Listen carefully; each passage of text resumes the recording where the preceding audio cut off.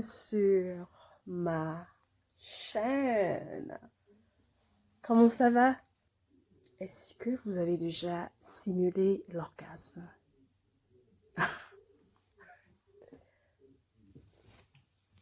Qui? Moi? Non, sérieusement. Sérieusement. Bah écoute, on va en discuter aujourd'hui. Je sais pas, je regarde même pas droit devant la caméra. Attends. Je sais pas de quel côté est ma caméra. Yeux dans les yeux, j'aimerais qu'on parle d'un sujet qui est très important. Est-ce que vous avez déjà simulé l'orgasme?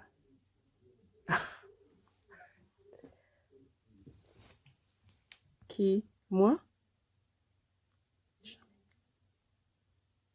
Non, sérieusement. Sérieusement. Vous savez, moi, quand j'étais plus jeune, je pensais en fait que l'orgasme, c'était cet état hystérique où tu criais, tu miaulais, tu t'arrachais littéralement les cheveux et tout cela. Donc, mais au fur et à mesure que je prenais de l'âge, j'ai compris que c'était pas ça. C'était pas ça. Donc, en fait, l'orgasme, c'est juste un état, je dirais, psychosomatique où tu es émotionnellement en symbiose avec toi-même, avec ton côté le plus féminin. Tu exprimes cela de façon juste naturelle. Et pour atteindre cet état, il faudrait qu'il y ait un certain échange spirituel, physique, et avec ton partenaire, je pense. Donc, maintenant, je suis pas sexologue, je suis pas une spécialiste, on discute juste entre nous, d'accord? J'aime bien avoir ce genre de discussion avec vous et pouvoir entrer en connexion avec vous. Donc la question de savoir si j'ai déjà simulé un orgasme, évidemment, oui. Oui.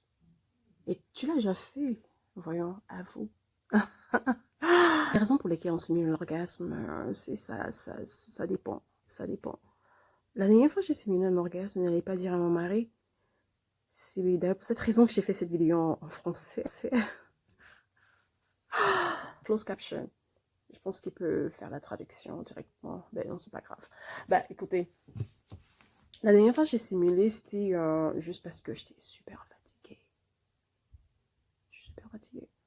Mais j'ai appris à travers le temps qu'il ne faudrait pas laisser ton époux, ton partenaire, ton conjoint, ton chéri, affamé, que ce soit du ventre ou du bas-ventre. Non.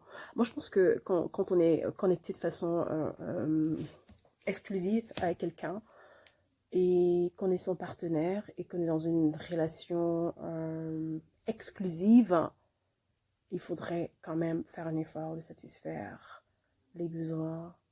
C'est un besoin alimentaire, je pense.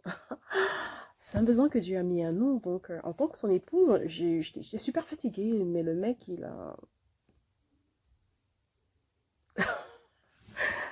Donc, à un moment, mon Dieu, je me suis dit, attends, si je simule, il va jouir. Purée. Donc, on est un adulte, hein, voilà. Donc, les enfants, je suppose que, d'après le titre, vous n'avez même pas continué cette vidéo. Donc, voilà, donc après un moment, j'ai commencé à... whatever. Tout le tralala. Donc, voilà, il a compris que c'était bon, et donc il s'est laissé aller aussi. Et aussi, il ne faudrait pas confondre, parce que moi, des fois, les mecs, ils confondent le cri de la passion et le cri de, tu sais, non, j'ai mal, non, c'est pas bon et tout. Il faudrait prendre le temps de communiquer avec votre partenaire. Parce que moi, j'ai eu ça dans mes relations précédentes, où le gars, il venait juste montrer ses prouesses, même pas sexuelles, mais physiques et tout. Donc le gars, là, il te d'une façon qui n'est pas très jolie.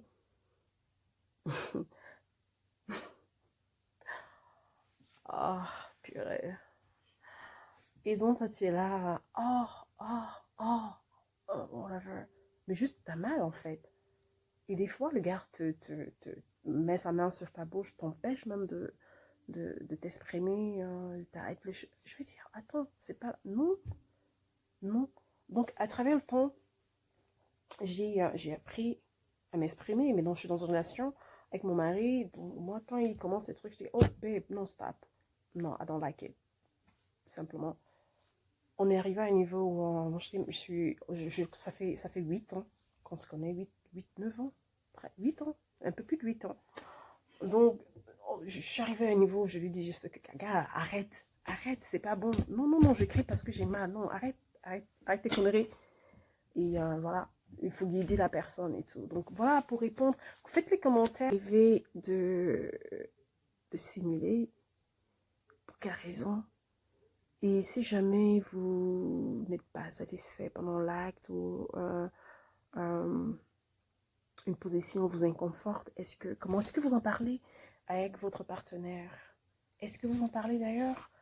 Comment ça se passe après l'acte? Donc moi, généralement, je suis très confortable maintenant, c'est à prendre ou à laisser. Je me suis mariée parce que je pense que mon mari a des attributs qui font que, et des qualités, des vertus qui font que je me vois avec lui pour le restant de mes jours. Donc, d'une de ses qualités aussi, c'est les qualités sexuelles. Il faudrait une certaine compatibilité avec le partenaire. Donc, je pense qu'on a une certaine compatibilité. Purée, compatible. J'arrive pas à le dire. C'est frustrant. Je perds mon français. on a une certaine compatibilité, donc ça rend les choses plus harmonieuses, ça rend les choses plus... Voilà. On fait les choses avec délicatesse, mais on fait les choses authentiquement. Donc ça veut dire que c'est un truc qui m'inconforte, je lui dis, oh non, non, arrête. Je me rappelle une fois, même pas une fois, il fait ça tout le temps. Je sais pas pourquoi les gars aiment aller au bord du lit. On a un grand lit. C'est un royal, c'est king size. Voilà. Donc, il m'amène jusqu'au bord. Et je suis presque sur le point de tomber. Et il n'arrive pas. Je lui dis, attends. Mon gars, je suis en train de tomber là. Ramène-moi. Attends, arrête. Et je me remets au centre. Oh, c'est trop amusant. Donc, voilà. Faites des commentaires, continuez le débat. Ça, c'est juste une entrée à la matière. Et retrouvez-moi samedi prochain. Tout le temps, c'est la même question. Mais non, on n'est pas là pour passer toute la journée, écoute. Mais ce qui est bien, c'est que tu peux revenir. Ben voilà, joins-toi, non. C'est gratos. T'as pas à payer un centime, je te promets. En attendant, soyez la meilleure personne que vous êtes. Si vous ne l'êtes pas encore, allez me la chercher et amenez l'amour la semaine prochaine. Au revoir mes amours.